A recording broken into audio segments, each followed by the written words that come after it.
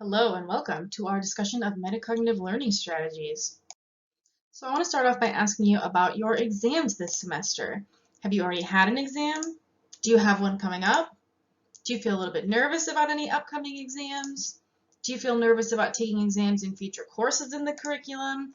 So for example, if you haven't had stats or methods yet, if you're going to take biopsychology, if you're, whatever your advanced courses are going to be, do you feel a little bit unsure about how you're going to do on those? If you do, today's topic is going to help you because today we're talking about metacognitive learning strategies. That is things that you can do to help you tackle how to study well, how to study efficiently, what works, what doesn't work, and what you can change right now to do better in your classes this semester, next semester, the whole rest of your degree, all of that. So this video is going to give you some new strategies to try when you are studying for exams, which you can put into practice right away. And you might be wondering, why are we talking about this? I already know how to study. The reason we're talking about this is because some of the strategies that you might have used before, like in high school classes, you might be realizing aren't actually that helpful in college classes for various different reasons. And so it's valuable for us to talk about this now. So even if you feel like you already know how to study, give this video a shot because I bet you'll learn something new that you haven't tried before. So you have plenty of exams ahead of you in your psych degree, right? There's plenty of those left for you. And having strategies for how to study smarter, not necessarily how to study harder, will help you to succeed. So for example, if you are feeling like you are studying all the time and maybe you're not doing as well as you want to in your classes, this is probably not a case of you need to study even more. It's a case of you need to study differently. So when you use the strategies we're going to talk about today, you'll find that you don't need to study as much to get even better results because it's all about how you study, not even necessarily how long you study.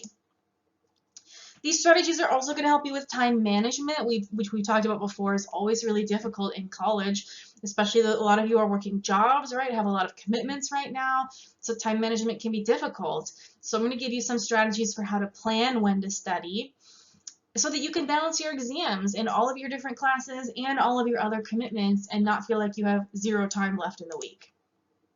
Ultimately, these strategies are going to help you to learn the material more deeply and thoroughly so that you can get more benefit from your classes. Because that's why you're in college, right? Not just to check things off of your degree works and add grades to your transcript. It's so that you learn stuff that's going to help you in your career. So the more deeply and thoroughly you can learn it using these strategies we'll talk about today, the more it's going to help you in whatever your future career is. Okay, so what are metacognitive learning strategies? What's the point of changing how you study partway through the semester? Let's talk about that. So this topic is based off of this fantastic book that you see screenshotted here, Teach Yourself How to Learn, written by Sandra McGuire, who you see pictured here. She gave a series of talks at BSU a couple of years back. She has an awesome history of about metacognitive learning strategies. So she directed the Louisiana State University Learning Center for many, many years, and she developed a set of really, really useful metacognitive learning tools that help students study and learn better. So as the director of the Learning Center, she saw tons and tons of students every semester, and she tried out lots of different things to try to help them learn, and she figured out which things work the best and which things have the biggest impact in terms of changing up how you learn. Because if you're going to put the effort in to switch up what you're doing to change how you study, you might as well do it in a way that's going to get you some good results. And that's what this is all based off of. So I'm going to tell you a couple of other student stories from Sandra McGuire's experiences. So this is the story of 4 LSU chemistry students, and you see them all here on the screen. So first off is Robert. These numbers underneath are exam scores. So Robert's first exam in this chemistry class, he did quite poorly, got a 42 out of 100. And he went and saw Dr. McGuire, and he said, hey, what can I do to change this? I really want to pass this class. And she gave him some strategies. And his next 3 exams, he aced 100% to get a final grade of an A in the course. And you see similar things for the other students on this page as well. So Blanche started at 63, bumped that up to 79, 87, 100, ending with an A. Christy started at 60, bumped it up to 100, 99, 84, ended with an A. And Joshua started at 68 and another exam at 50 before he went to see Dr. McGuire. and then his grades bumped up to 87, 87, 97 with a final grade of an A. These are just a couple of stories from her many years at the LSU Learning Center. Dr. McGuire has tons of examples just like this. And it looks a little bit like magic, right? It's like, what's the magic ingredient to go from a 42 to 100 or from a 50 to an 87? And the magic ingredient is these metacognitive learning strategies.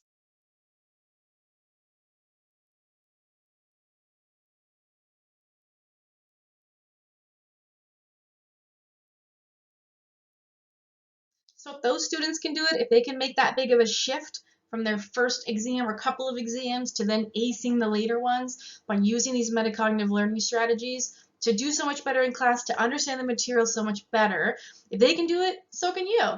And again, that's what we're going to talk about today. So here's the first tip that I'm going to give you. By no means is this the only one. We're going to go through a little bit later on. But here's one of the big ones. Here's one of the big changes you can make right now to see immediate change, immediate results in the benefits of your studying sessions. And this is called the study cycle. So this is a format, a structure for how to approach your classes, how to approach your studying that Dr. McGuire came up with in her time at the Learning Center. And it's one of the things that she would always recommend to her students. So if we go through this and you are not already doing this, that would be my number one tip for you, is to implement these ideas and see how much better you're going to be understanding the material, how much better you're going to be doing on your exams and your quizzes. So here's how the study cycle works. The first step happens before you ever even go to class, and that's previewing. So preview before class. Previewing can take a lot of different forms. So if your professor posts slides before class, previewing could mean looking through those slides to see what you're going to be talking about in class that day. It could mean looking back through the chapter. So say you read a textbook chapter for some homework, previewing would mean go back and review those concepts right before class. So whenever we're back in person again, right, this means that if you get to class early and you've got a couple minutes before it starts, pull out the textbook, pull out the notes, pull out your notes from readings, right? Pull out your homework assignments, whatever they were, and look back through them. So that's refreshing the material in your mind right before you have a class period. Second, of course, is to attend class, right? That's crucial. If you're not already doing that, start doing that. Attend class and take notes and ask questions, right? Participate as actively as you can to get the most benefit from that class session. And then, this is crucial, a lot of people don't do this, then review after class. That doesn't mean review later in the week before you have a quiz, right? That means after class, within a couple of hours, within the same day, review what you went over in that class. So whatever your class period was on, review what you learned that day. Look back at the notes that you took, look back at the slides if your professor posts them after class, right? Go back and review it. A lot of people don't do this because it seems like, well, I just learned that stuff, I don't need to review it again. But by doing this, by preview before class and reviewing after class, you're giving your brain as many opportunities as it needs to really understand that material.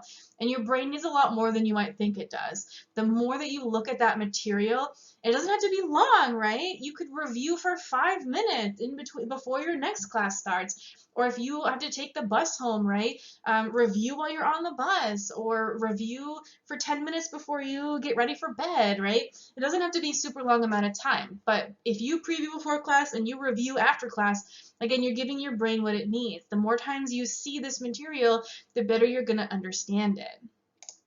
All right, the next step here is intense study sessions. So separate from previewing and reviewing after class, when you sit down to study for that class, like you've got an exam coming up or you've got a quiz coming up, to structure it in these intense study sessions. We're going to talk a little bit more about what exactly the intense study sessions look like a little bit later in this video. But for now, just keep in mind the intense study sessions are a very structured way to approach your studying. And again, we'll talk more about that in just a minute. And the crucial fifth step here is that throughout everything you're doing, you should be constantly assessing your learning. You should be asking yourself, do I understand this? Am I getting this? Could I ace an exam on this material? Could I explain this to somebody else and have them actually understand it? That's the metacognition piece, right? The metacognitive piece in the metacognitive learning strategies. Is that you should be always monitoring how you're doing. It's really easy to get in the habit of just sitting down and rereading the textbook and thinking, okay, because I'm rereading it, that should be good, right? I'm giving my brain another chance to see it, so that should be enough. But that's not enough because it's missing this metacognition piece. Mindless studying is not going to help. You always have to be mindful of asking yourself, how am I doing? Am I understanding this? All right, that's the 5 steps of the study cycle. We're going to, again, review this again a little bit later on. But even if you change nothing else about your studying, but you adopt this kind of a cycle, so preview, attend class, review, intense study sessions, assess learning, that alone is going to help you out a lot. So take that as one possible thing that you could start right now. All right, so hopefully I've piqued your interest and gotten you invested in the idea that if you change a couple of things about how you study, you can see big results. So given all of that, here's what you're going to get from the rest of this video. You're going to spend a little bit of time analyzing your current learning strategies for your courses. You'll understand exactly what changes you need to implement to deeply understand course material and do well in your courses. You'll learn concrete strategies to use during the remainder of the semester and use them in your courses this semester and beyond. And overall, you'll become a more efficient learner. And this is that idea that we talked about earlier, studying smarter, not necessarily harder. It's not a matter of how much you study or how hard you study. It's a matter of what you're doing. And just tweaking what you're doing, you can see some really big results. Okay, activity time. I want you to take a minute to think to yourself, for which of these 2 tasks would you work harder? Task number 1, get an A on an exam. Task number 2, teach the material to the class. Like imagine that your professor has asked you to lead a study session before an exam. Which of those 2 would you work harder on? Pause the video if you need a second to think. All right, hopefully you've got your answer for which one you would work harder on. And I'll tell you that most of the time when I do this activity in class, most people say that they would work harder on teaching the material to the class. And there's a lot of different reasons for that, right? Often the distinction is that if you are wanting to get an A on the exam, you just have to be able to recognize the right answers, memorize enough things. But if you're going to teach the material to the class, you need to really know that material inside and out because people might ask you questions, right? They might ask you things that you don't actually know. The act of teaching the material to other people is often something that we have to work a little bit harder on rather than just getting an A on an exam. So most people choose the second one. Now I want you to evaluate yourself.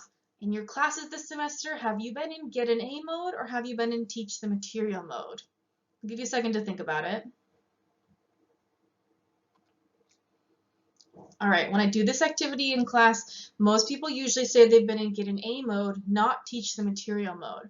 And you can see that's a discrepancy, right? If you're working less hard to get an A, then maybe you are not understanding the material as much. Whereas if you worked harder, if you were in teach the material mode, you would probably understand things at a much deeper level because that act of teaching the material is making you interact more deeply with that material. That is, in fact, a strategy. So here's the second strategy that I'll give you, the second tip that I'll give you for metacognitive learning, and that's using the teach the material strategy, shifting yourself from get an A mode into teach the material mode. Why does that work? Mostly because it helps you to catch holes in your understanding. So maybe you've ever tried to explain something to somebody else and halfway through you realize you don't quite understand it, or halfway through you realize you don't know the right way to explain it, or you don't actually get it as well as you thought you did. Now, if you are in get an A mode and not teach the material mode, when are you going to realize that there are holes in your understanding? You're going to realize that there are holes in your understanding when you're at the exam. And at that point, it's way too late to do anything about it. But if you are in teach the material mode, and I'll tell you some concrete ways that you can do it in just a second. If you're in teach the material mode while you're studying, you're going to catch those holes in your understanding well before the exam. And it's going to help you shift what you then focus on in the rest of your studying sessions. It's also just a quick and easy way to assess whether you know the concepts. So if you are trying to teach the material to somebody else, that's a quick way for you to, again, notice when you've got those holes. It's an easy way to do that. And it's more active and effective than just rereading notes. I mentioned the whole rereading notes things earlier, that if it's a very passive way to study, But the more active your studying can be, the better off you're going to be. So it's more active, more effective than just rereading notes. And again, this goes back to that idea that you don't have to study harder, you have to study smarter. You can invest the same amount of time that you would have spent rereading your notes and invest it instead in this teach the material strategy. You'll spend the same amount of time and have studied much better, have been much more effective, have gotten a lot more out of your studying time just by changing what you're doing. All right, here's some examples of how you can use the teach the material strategy. You can form a study group with your peers in your classes and take turns teaching the material to each other. That's a great way to do this because everybody kind of knows the same material. And so they can catch when you're maybe explaining something a little bit wrong or when your explanation isn't as clear as you think it is. So that's a great way to do this. But it's not the only way. You don't have to have study groups to use the teach the material strategy. You can do it without other peers in your classes. You can, for example, teach the material to somebody else in your life, maybe somebody who's not in the class at all, like your roommate or your parents or a friend, right? These are other people who you can teach the material to. The benefit of this version of the teach the material strategy is that these people probably aren't familiar with the material you're teaching them. So they will tell you if they don't understand it. They'll be like, wait a minute, what? Can you say that again? I didn't get that at all. Especially if you ask them to give you that kind of feedback. So that really helps you catch those holes because you'll know when you maybe understand it from a jargony definition standpoint, but maybe don't understand it quite well enough to actually explain it to somebody else in a way that they will actually learn it. So that's another great way to do this.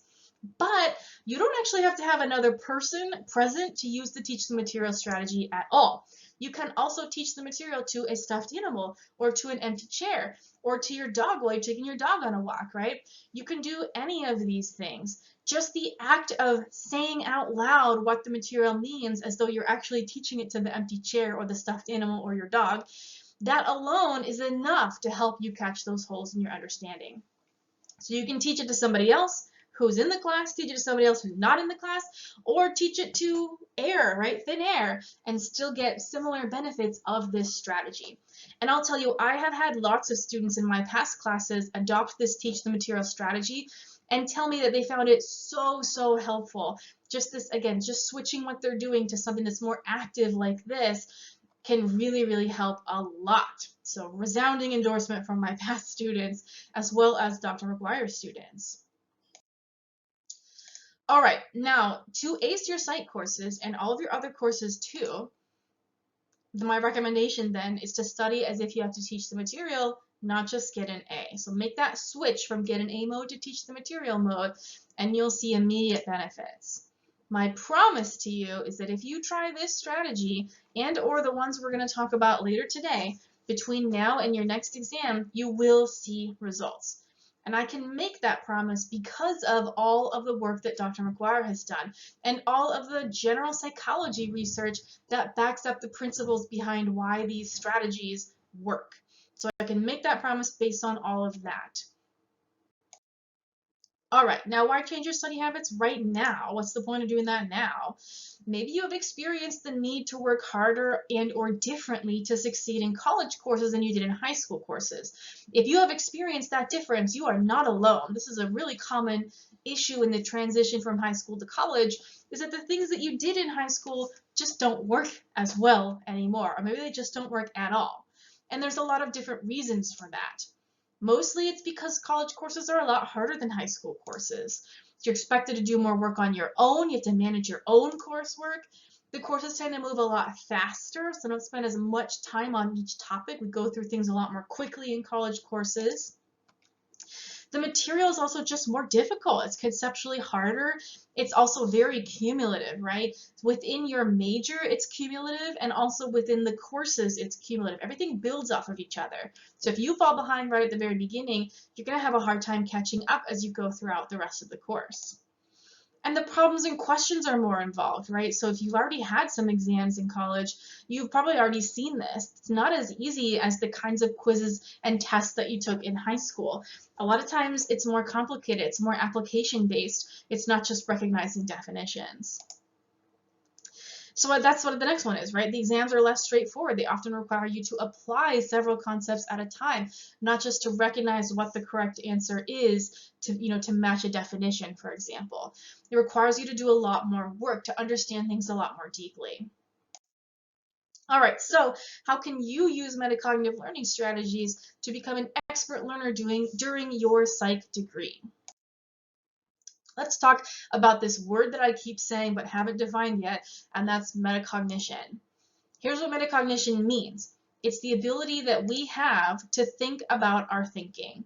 So as humans, we have these incredible advanced brains. We can think in abstract. We can think about abstract processes that we can't actually see happening. And that's an example of metacognition, right? Thinking about our thinking. So we have the ability to monitor our thinking process, to monitor our understanding, to assess how we're doing. And that's something that a lot of other species can't do. So metacognition, thinking about your thinking, being consciously aware of yourself as a problem solver. Whenever you've tried to do a difficult task before, you've probably been aware of yourself taking the different steps to try to accomplish that task. Like you've thought, oh, I tried this, it didn't work. What else should I try next? Maybe I'll try this next. Maybe no, maybe I better try that next instead, right? That's metacognition. You're thinking about your own problem-solving process. Also, more broadly, it's the idea of monitoring and controlling your mental processing. So again, all of these ideas are examples of metacognition. It's this amazing thing that we can do as humans that a lot of other animals can't do. And it has clear implications for how we should approach things like learning. So this idea of monitoring and controlling your mental processing, it's asking yourself, am I understanding this material, right? When you're in the learning process, when you're trying to study for classes, you can ask yourself that question and answer it. And just the act of doing that is a really helpful thing to add to your studying habits. And moreover, it's the idea of accurately judging your level of learning. So you're able to pretty accurately assess how well you understand things when you add this metacognition piece into your studying strategies arsenal.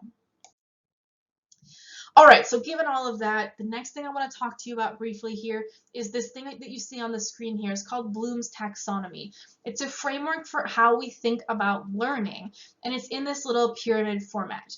I want to quickly mention that I got this screenshot from the BSU Academic Achievement Center website. They're a fantastic resource. Definitely look into them if you haven't already.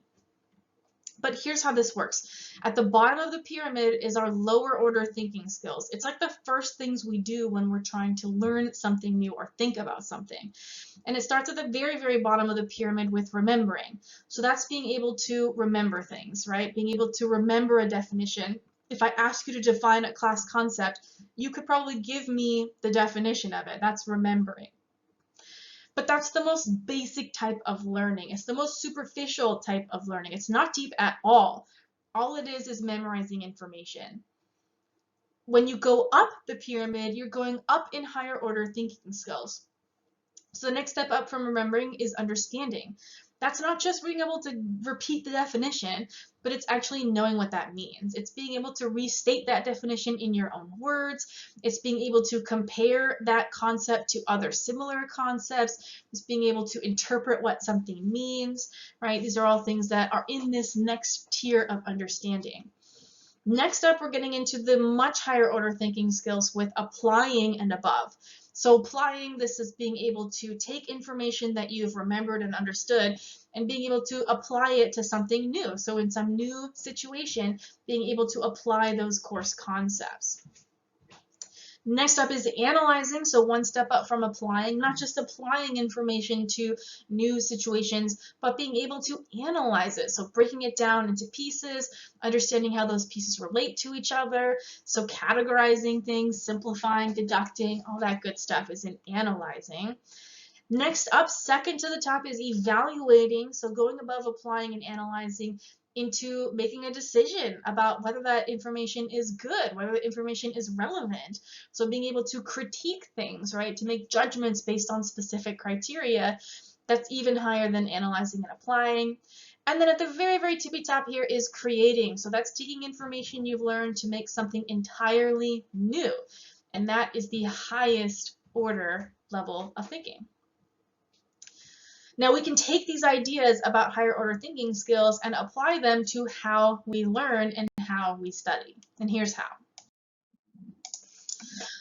I want you to think to yourself, where on Bloom's taxonomy are the exam questions in your classes?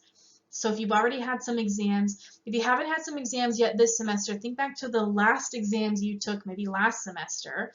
Where on Bloom's taxonomy are those exam questions? If you had to categorize them into one of these levels, where would you put them? I'll tell you that in my classes, I very rarely have questions at the understanding level and almost never at the remembering level. In my exams, they're usually at applying or above. So they're in those higher order skills. Now I want you to think to yourself, where on Bloom's taxonomy do you typically study for exams? I'll give you a second to think about that. If you had to pick one spot on the pyramid to put your typical studying strategies, where would you put them? Now I'll tell you, if your typical studying strategies are things like rereading the textbook, rereading your notes, you're really just at the remembering level.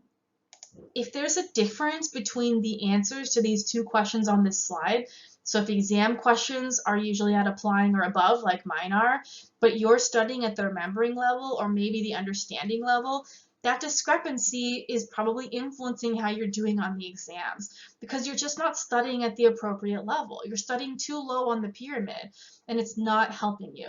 Being able to memorize a definition of a concept is great, but if your exam questions are asking you to apply that concept to some new situation, you're just not practicing the skills that you need while you're studying. And so that's where the exams get really difficult.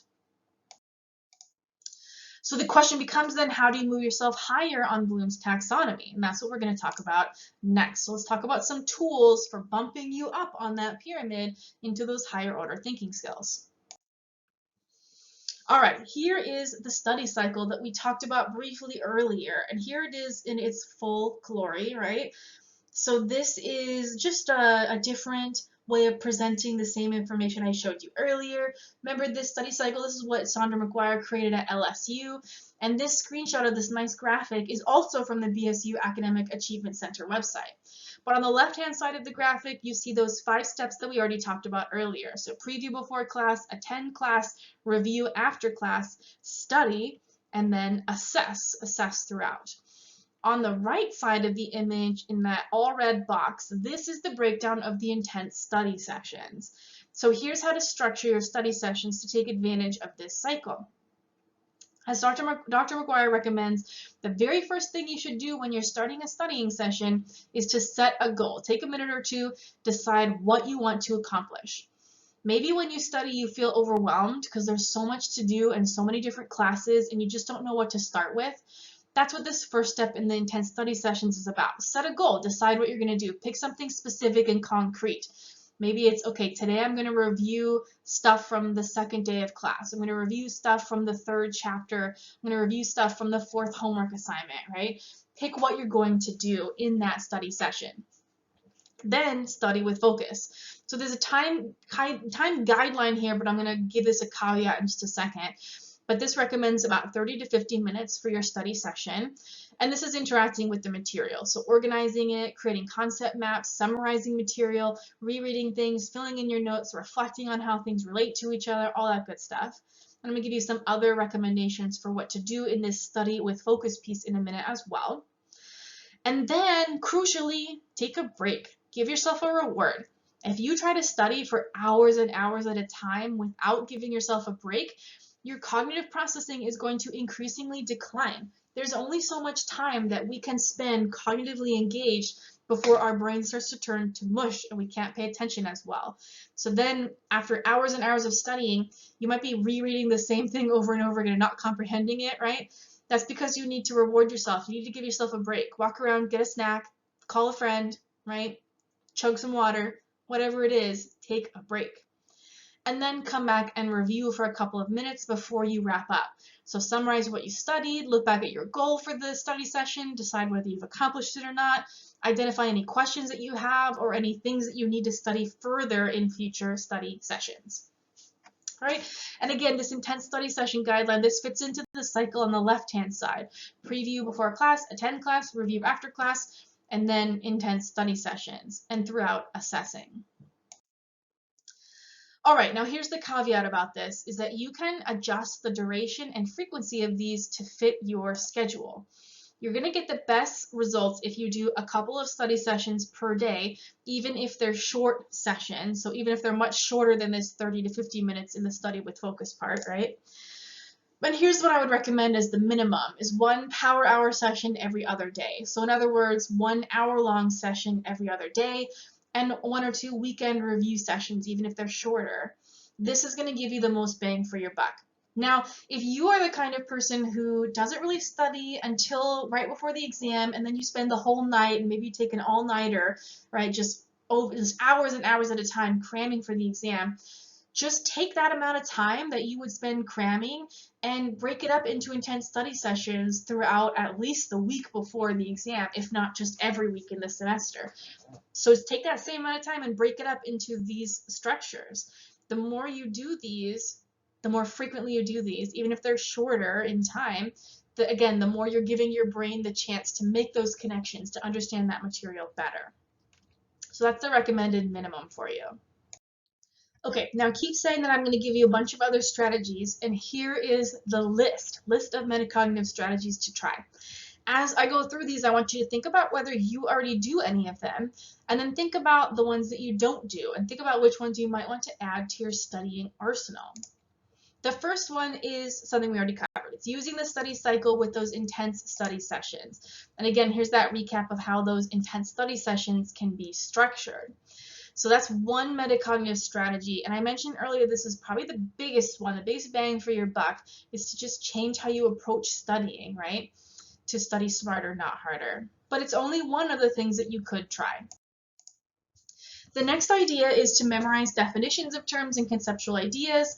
I included this because it is an important part of studying. You can't just jump right from not knowing anything straight to the applying phase in Bloom's taxonomy. You got to go through remembering and understanding first. So this is a metacognitive strategy.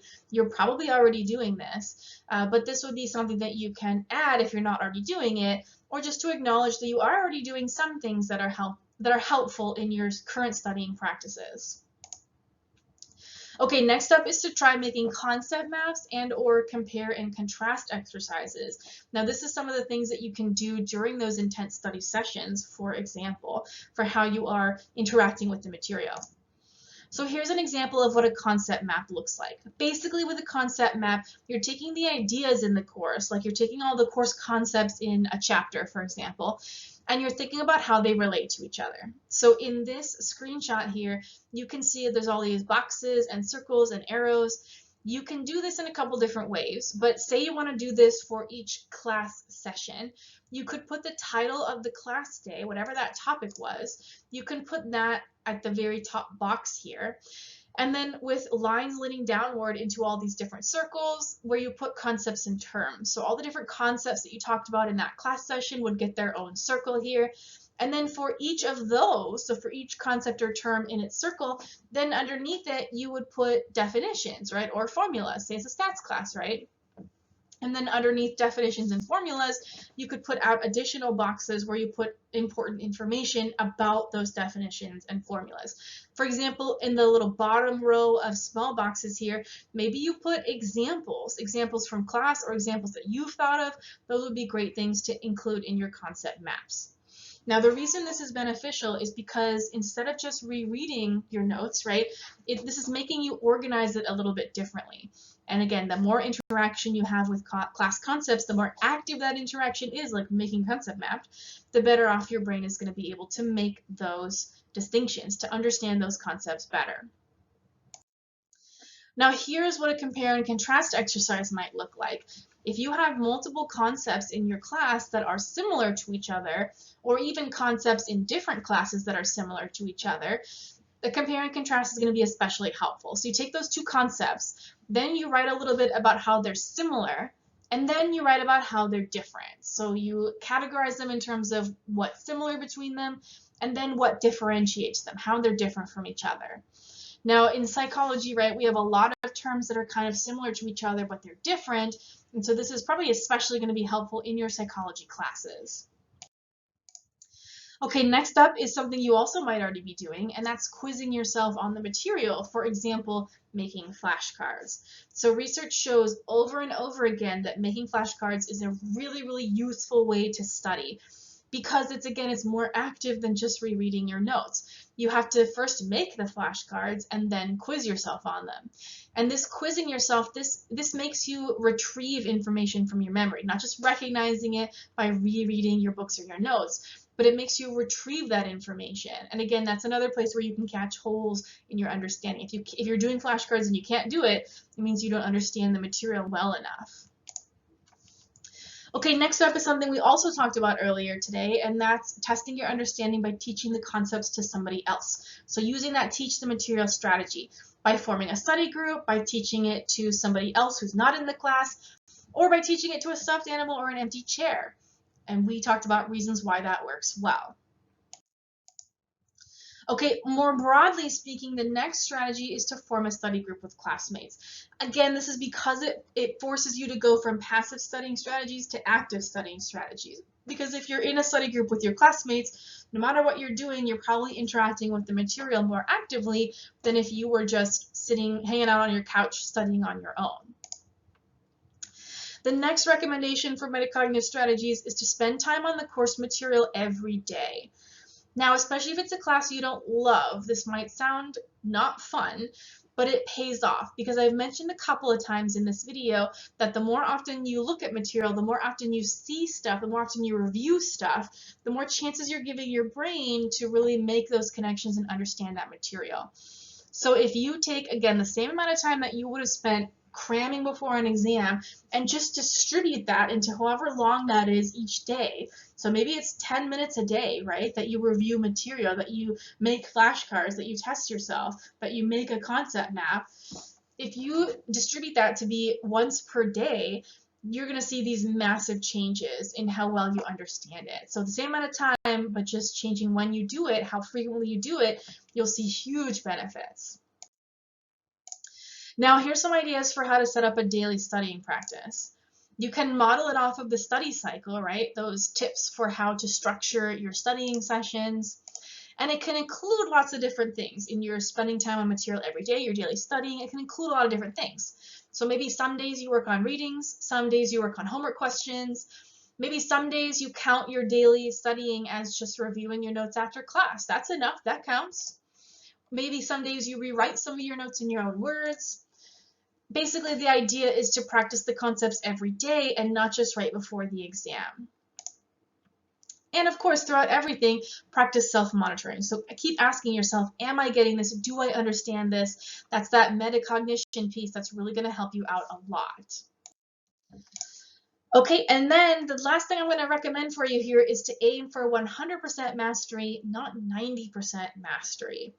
This might sound like asking a lot, but the idea behind this one is maybe based on an experience that you've had yourself. If you've ever found a concept too difficult and gave up on it, stopped bothering with it, and thought, I'll just study everything else instead, did that concept show up on the exam? It probably did. And that's why this last recommendation is to shoot for 100% mastery, not just 90%. And again, it just might mean spending just a little bit more time on that difficult concept, trying to teach that concept to somebody else, making a compare and contrast exercise, doing flashcards, right? Basically, it just means shoot for 100% and not just 90%, and you'll see some differences in how your studying goes and how your exams go. Okay, what I want you to do now is to identify which of these strategies you already use, because you probably already use at least one of them, and then choose at least one new strategy to try. Now remember, I told you at the beginning here that if you make some changes to how you study between now and your next exam, you will see an improvement. That's based on this piece, right? Just listening to me saying this stuff is not enough. You have to actually change what you're doing. You have to actually put in some work to switch up your studying routine. So pick something on this list that sounds interesting to you, that sounds like it would be helpful, that sounds like something you wouldn't mind doing, that you wouldn't mind changing up in your studying strategies. Pick something and then make a plan for exactly how you're going to use it this semester. Because picking something is also not enough, right? You've got to actually do it. You got to actually put in the work. You got to actually change how you're studying. So take a minute and make a plan for exactly how you're going to use whatever strategy you choose this semester. You can pause the video to make your plan, choose your strategy and make your plan, and then restart it when you're ready to keep going. All right. Now the last thing I'm going to leave you with is an invitation to come and talk to me about this stuff. If you have questions about anything I mentioned, or you're like, well, I want to do teaching material, but I don't know exactly how to do it, or you want my thoughts on which strategy you should try next, right? Any of those kinds of questions, I love talking about this stuff. So please, please, please feel free to come to my office hours, set up an appointment to meet with me, send me an email to chat more. I love talking about this stuff, and I love helping people to change their studying strategies. So please, please, please feel free to come chat with me. All right, that's it. So you guys make sure that you are working on your video reflection, video lecture reflection, and that you submit that this week. And then I will see you next week to continue our content.